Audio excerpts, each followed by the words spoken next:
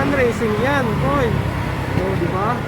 Oh, pag naputulan tayo ng kuryente, yung piyesa mo, bayad mo ha. Bumili ako ng motor para makatipid ako sa pamasahe at mapabilis ang pupuntahan mo. Yan sinasabi ng mga tropa mo na huwag ka na mag-commute. Matagal yan. Nakakainip. Sige, inip mag-commute. Ang tanong, nakakatipid ba tayo sa motor? O lalong napapagastos?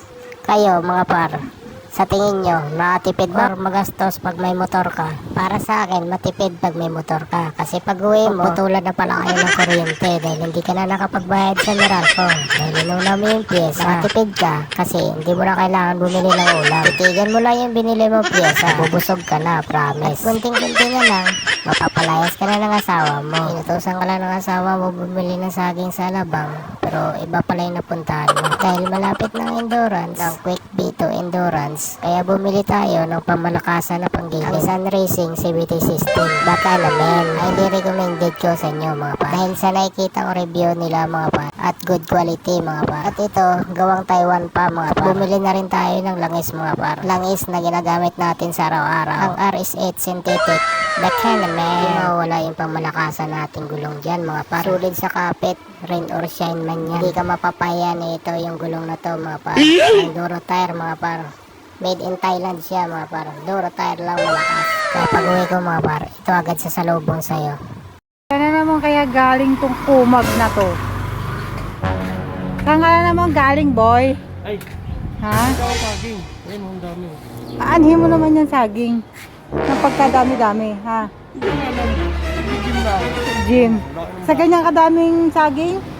Kakainin mo sa isang araw? Hindi, siyempre, araw-araw. Araw-araw. Bulok na yan, kadami niyan. Oh, ano yan? Pisa. Piyesa. Oh. Ayos. Bakit? Ang galing. Di ba nga may ano kami, may endurance kami? Ay, bumili na ako. Oy, boy. May endurance na ako, diba? Na quick dito. Bayaran natin, boy, ng kuryente. Oh. Ay, importante, may pyesa. Ang piyesa. Ang kuryente, magaganong paraan yan. Oh, yun o. Tingnan mo. Arisip yan. Ayun, gagamitin kong ano, langis sa endurance, sa ano natin. Tapos, Sun racing yan, boy. Oh, di ba? Oh, pag naputulan tayo ng kuryente, yung piyesa mo, bayad mo, ha? Ito importante. Bagong pyesa. Sun racing yan, boy. Oh, di ba?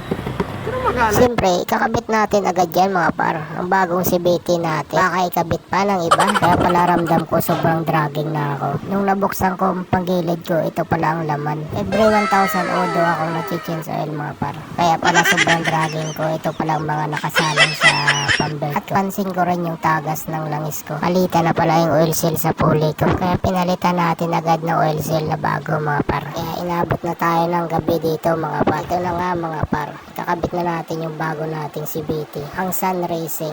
Gawa natin ng review na ito mga kung gaano baka quality ang Sun Racing. Hindi na kasi natin matest drive ngayon kasi gabi na, pagod na. At para sa akin, goods na yung quality na ito. Comment down below mga par kung sino mga naka-CVT Sun user dito mga par. Sa tingin nyo, matipid ba nakamotor or scam mga par? Kaya pag mahal mo yung motor mo, ipakarawas mo. Tapos bibili mo pa ng bagong pyesa para pag uwi mo, mapapalayas ka na ng asawa mo. Thank you for watching. Sana mainis kayo sa panonood na to. Ride safe, babus!